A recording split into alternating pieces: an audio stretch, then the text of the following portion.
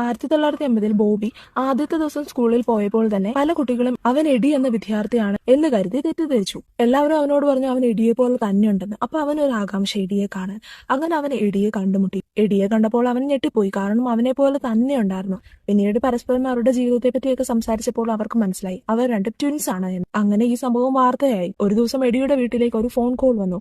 David എന്നയാളാണ് വിളിച്ചത്. David പറഞ്ഞു ഡേവിഡും എഡിയെയും ബോബിയെയും പോലെ തന്നെയാണ് കാണാനെന്ന്. അങ്ങനെ എഡിയും ബോബിയും ഡേവിഡിനെ കാണാൻ തീരുമാനിച്ചു. അപ്പോൾ അവർക്ക് മനസ്സിലായി അവര് ട്വിൻസ് അല്ല, ട്രിപ്ലറ്റ്സ് ആണോ എന്ന്. 3 സഹോദരങ്ങളും എങ്ങനെ 3 വ്യത്യസ്ത വീടുകളിൽ എത്തി എന്നുള്ള അന്വേഷണം അവരെ കൊണ്ടുചെന്ന് എത്തിച്ചത് ഡോക്ടർ പീറ്റർ എന്നയാളുടെ ക്രൂരമായ എക്സ്പെരിമെന്റിലേക്കായിരുന്നു. ജനിച്ച ഉടനെ ഈ 3 കുട്ടികളെയും അവരുടെ അമ്മ അഡോപ്ഷന് നൽകി. ഒരു വ്യക്തിയുടെ സ്വാഭാവിക മാനസികാരോഗ്യം വളരുന്നതിൽ ജനിതകമായുള്ള സ്വാധീനമാണോ പാരിസ്ഥിതിക ചുറ്റുപാടുകളുടെ സ്വാധീനം കൊണ്ടാണോ എന്നതായിരുന്നു ആ എക്സ്പെരിമെന്റ്. അങ്ങനെയാണ് 3 പേരെയും 3 വ്യത്യസ്ത സാമ്പത്തിക സാമൂഹിക ചുറ്റുപാടുകളിലുള്ള ദമ്പതികൾക്ക് ദത്ത് കൊടുത്തത്. കുറച്ചുനാൾ ഈ സഹോദരങ്ങൾ തമ്മിൽ വലിയ പ്രശ്നമൊന്നും ഉണ്ടായിരുന്നില്ല. പിന്നീട് ഇവരുടെ ബന്ധം വഷളായി. 1995 എഡി ആത്മഹത്യ ചെയ്തു. ഈ പരീക്ഷണത്തിൽ ഈ 3 സഹോദരങ്ങൾ മാത്രമല്ല നിരവധി മറ്റു കുട്ടികളെയും ഇരകളാക്കിയിട്ടുണ്ട്.